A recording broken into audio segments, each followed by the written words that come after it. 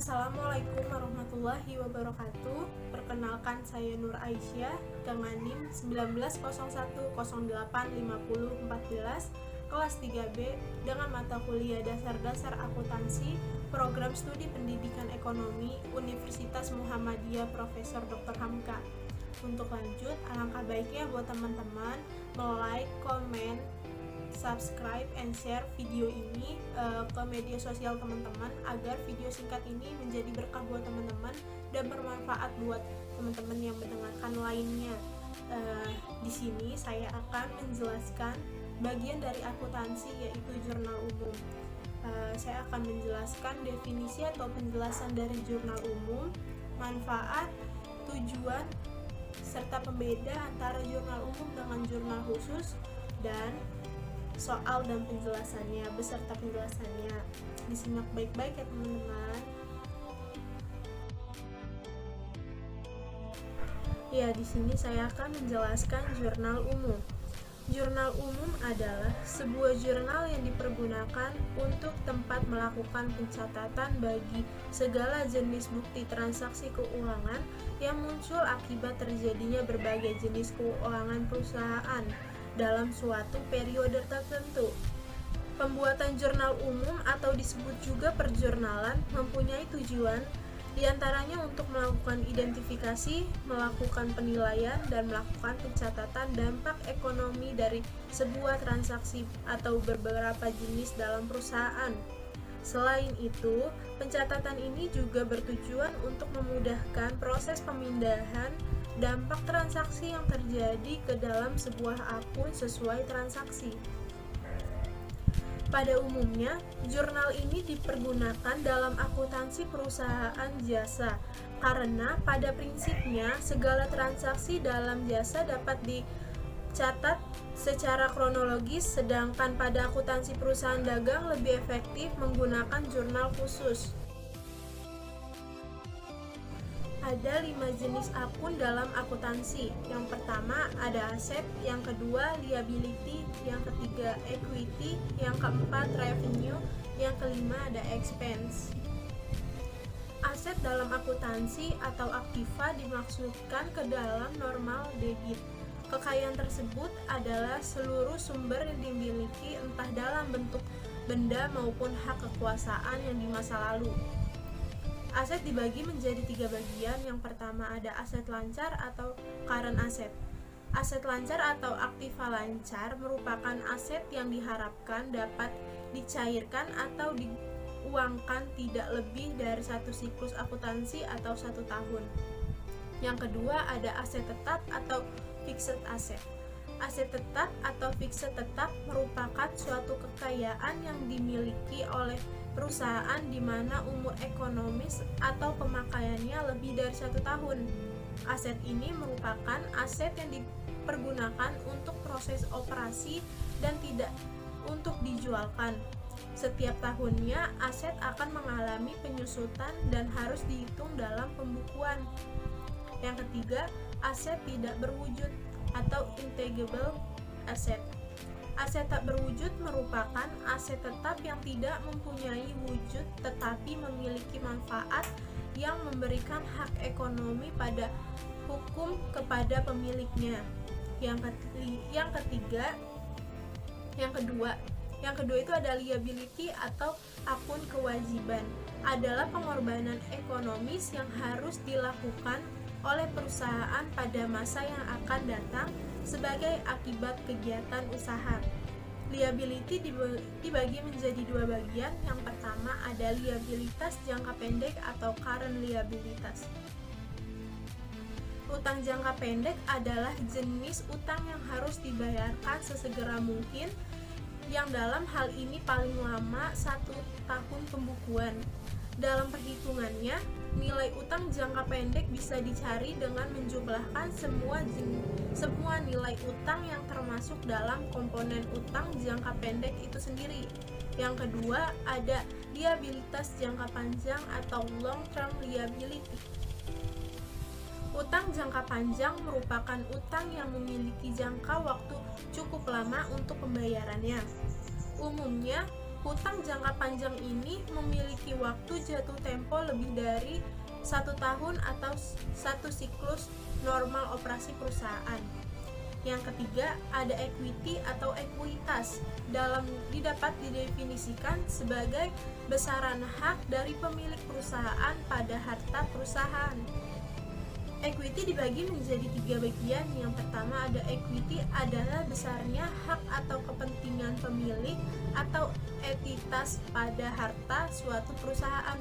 Yang kedua ada withdrawal, penarikan dan simpanan yang ada di bank dengan menggunakan cek, wesel atau slip pengambilan, biasanya penarikan atau simpanan. Yang ketiga ada income summary atau ikhtisar rugi laba.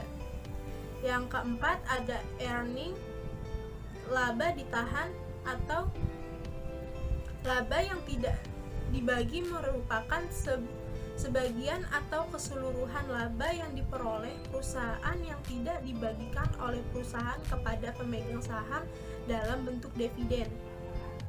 Yang keempat itu ada revenue. Revenue itu hasil dari kegiatan operasional utama perusahaan. Sederhananya, revenue adalah pendapatan yang mampu dihasilkan oleh perusahaan dengan adanya kegiatan atau aktivitas utama perusahaan tersebut. Yang kelima ada expense. Expense itu merupakan suatu penurunan pada nilai ekonomi sebagai kas keluar atau aktiva yang berkurang. Dibagi menjadi 2. Yang pertama ada sales expense, itu adalah biaya-biaya yang terjadi dengan kegiatan menjual dan memasarkan barang. Yang kedua ada administration expense, yaitu biaya administrasi merupakan biaya-biaya yang digunakan untuk mengkoordinasikan kegiatan produksi dan pemasaran produk. Berikutnya ada penempatan akun. Sebelumnya saya jelaskan, penempatan akun ini sebuah bisnis dalam perusahaan tertentu sering mengalami transaksi, baik secara internal maupun eksternalnya. Transaksi-transaksi tersebut mengharuskan perusahaan untuk membuat dokumen transaksi dalam bentuk laporan keuangan. Salah satunya adalah untuk mengetahui lajur keluar masuknya dana perusahaan untuk meminimalisir kemungkinan over budget pada kategori akun tertentu dalam pelaporan. Di sini ada tabelnya, ada jenis akun, saldo normal, penambahan, pengurangan. Di sini ada 6. Yang pertama aset. Aset itu saldo normal masuknya debit, penambahannya debit, pengurangannya debit. Yang kedua liability. Saldo normalnya masuk ke kredit, penambahannya masuk ke kredit, pengurangannya debit. Equity masuk saldo normal ke kredit, penambahannya kredit, pengurangannya debit. Price itu saldo normalnya masuknya debit, penambahannya debit, pengeluarannya kredit. Yang revenue itu saldo normalnya itu masuknya kredit, penambahannya kredit, pengurangannya debit.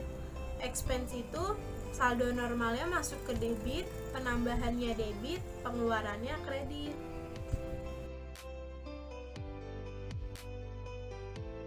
Dilanjut, jurnal itu dibagi menjadi 2. Yang pertama ada jurnal khusus dan jurnal umum. Jurnal khusus itu jurnal yang dirancang dan dibuat secara khusus untuk mencatat transaksi yang bersifat sama dan sering terjadi berulang-ulang pada perusahaan. Nah, bedanya sama jurnal umum adalah sebuah jurnal yang dipergunakan untuk melakukan pencatatan bagi segala jenis bukti transaksi keuangan yang muncul akibat terjadinya berbagai transaksi keuangan perusahaan dalam satu periode tertentu. Berikutnya ada macam-macam jurnal khusus. Yang pertama itu jurnal penerimaan kas.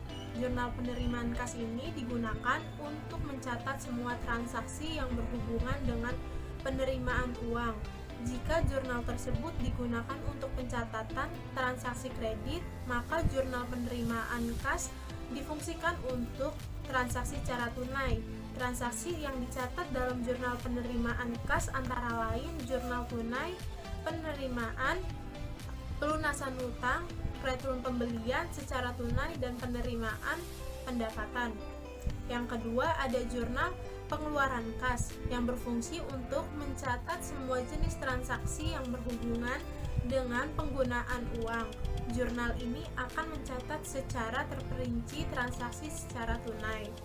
Yang ketiga, ada jurnal pembelian, merupakan jurnal yang dikhususkan untuk mencatat semua jenis pembelian, baik barang maupun bukan barang secara kredit. Jenis-jenis transaksi pembelian tersebut yakni pembelian barang dagang secara kredit, dan pembelian perlengkapan, peralatan serta aktiva lain secara kredit. Jurnal ini berfungsi untuk menyederhanakan pencatatan dan pemudahan pembukuan transaksi bervolume tinggi ke dalam buku besar. Yang keempat, ada jurnal penjualan, merupakan jurnal yang digunakan untuk mencatat semua jenis transaksi penjualan secara kredit. Dengan kata lain, informasi yang disimpan dalam jurnal ini adalah ringkasan dari faktur yang dikeluarkan untuk pelanggan, sama halnya dengan jurnal pembelian. Jurnal penjualan juga berfungsi untuk memudahkan pencatatan transaksi yang bervolume tinggi di buku besar. Yang kelima, ada jurnal umum. Jurnal umum ini digunakan perusahaan untuk mencatat transaksi yang tidak sesuai jika dimasukkan ke dalam jurnal khusus atau tidak dapat dicatat dalam jurnal khusus. Transaksi yang dicatat ke dalam jurnal umum ini adalah transaksi yang tidak melibatkan penerimaan kas, pengeluaran kas, serta tidak melibatkan penjualan dan pembelian secara kredit. Ya, kalau tadi macam-macam jurnal khusus, sekarang manfaat dari jurnal umum nih ada 5. Yang pertama, untuk mendapatkan informasi tentang akan terjadinya pertambahan atau pengurangan suatu perkiraan. Yang kedua, untuk mengetahui jumlah yang akan dicatat pada satu atau lebih perkiraan. Yang ketiga, ada untuk mengetahui jumlah yang sudah diposting ke perkiraan yang tepat pada buku besar sesuai pekerjaan dengan membuat tanda referensi. Yang kelima, ada untuk mengetahui jumlah yang sudah diposting ke perkiraan yang tepat pada buku besar sesuai nomor perkiraan dengan membuat tanda referensi.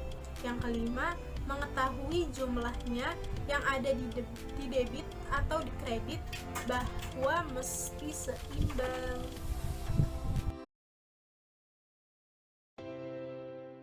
Ya, di sini saya akan menjelaskan dari soal yang tadi sudah kita bacakan. Sekarang waktunya kita memasukkan ke Excel. Di sini saya sudah membuatnya. PT Tunas Jaya Jurnal Umum per Juli 2018. Di sini langsung saja kita bacakan soal yang transaksi pertama. Di bulan Juli diterima kas dari pemilik perusahaan sebagai tambahan modal sebesar 34 juta. Berarti Juli tanggal 1 kas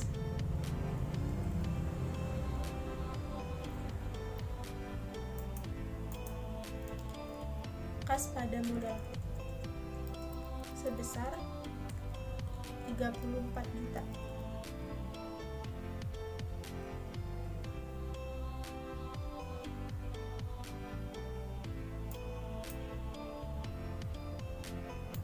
Lanjut, yang kredit sama 34 juta. Pada tanggal 2 dibeli perlengkapan sebesar 2 juta secara tunai. Juli tanggal 3 perlengkapan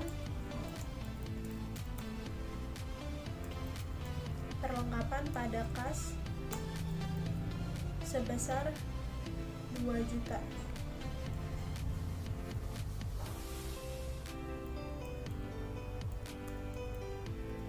Dilanjut Juli tanggal 5 diterima uang dari pelanggan atas jasa yang diberikan sebesar 2.500.000, berarti kas pada pendapatan jasa.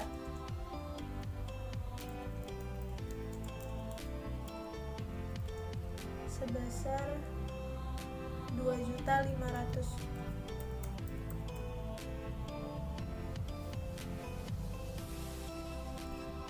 Pendapatan jasanya dikredit. Dilanjut Juli tanggal 6 dibayar sewa toko bulan Juli sebesar 1.300.000, berarti beban sewa pada kas.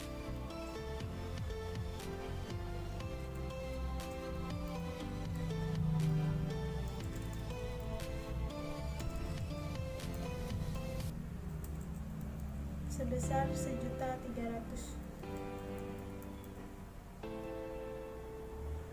Berarti kasnya berkurang ya teman-teman. Dilanjut Juli tanggal 8 diterima uang untuk pesanan yang telah diselesaikan sebesar 350.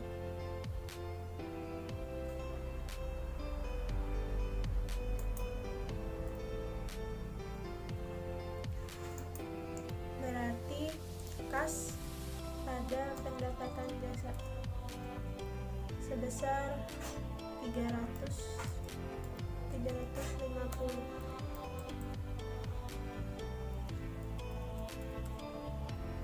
Dilanjut Juli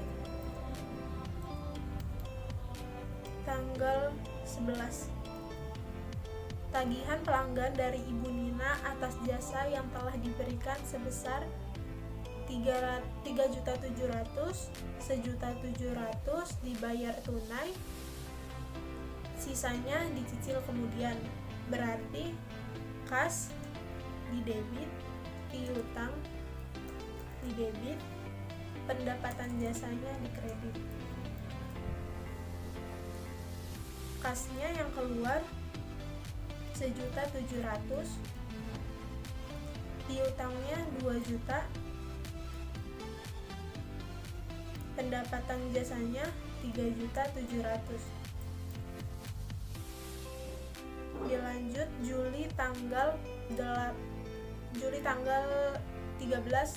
dibayarkan biaya listrik selama bulan Juli sebesar 750. Juli tanggal 13 beban listrik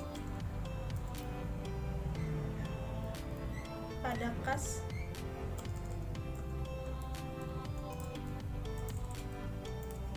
sebesar 750.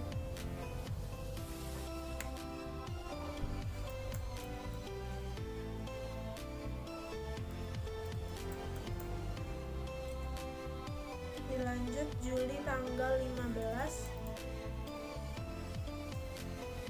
pemilik perusahaan mengambil uang untuk keperluan pribadi sebesar 2.800.000, berarti prive pada kas sebesar 2.800.000.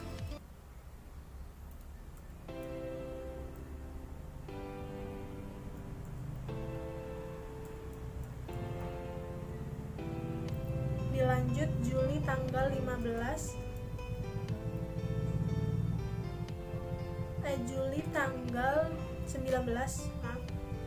diterima uang dari pelanggan atas jasa yang diberikan sebesar 2 juta, berarti kas pada pendapatan jasa sebesar 2 juta.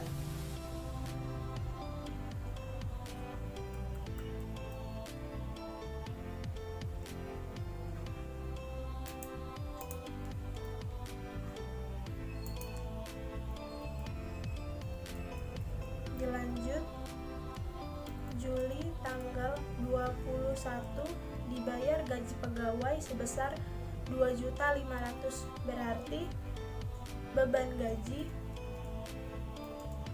pada kas sebesar 2.500.000, beban gajinya di debit, kasnya di kredit. Dilanjut Juli tanggal 25, dibayarkan peralatan dari toko kencana atas utang pada tanggal 14 Juli sebesar 2.500.000. Berarti utang pada kas, karena kita utang, membayar utang pada kas sebesar 2.500.000.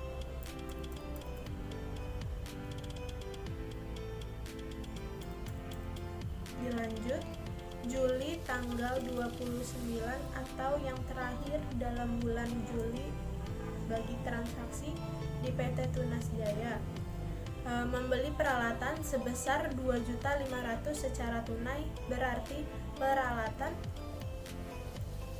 pada kas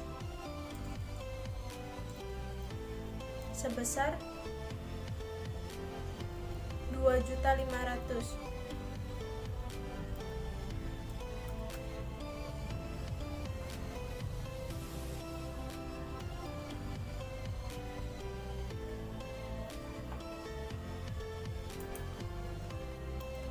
Baik teman-teman, sekarang waktunya kita menjumlahkannya langsung saja kita di Excel. Kita pakai rumus, yaitu sum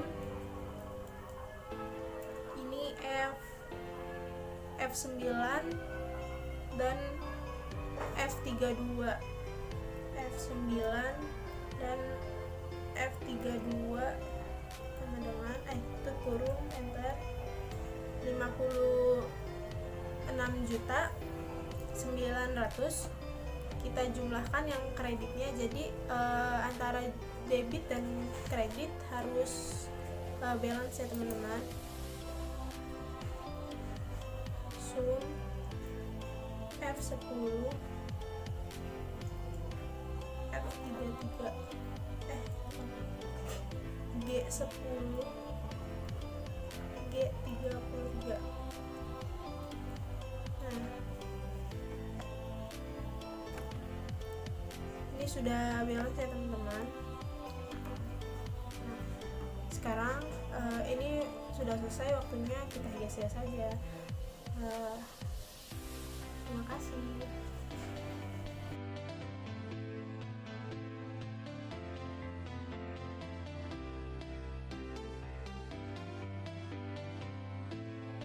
Sampailah kita di akhir pembelajaran. Sekian dari saya, pemaparan materi jurnal umum yang ada di dalam akuntansi. Kurang lebihnya mohon maaf. Wassalamualaikum warahmatullahi wabarakatuh.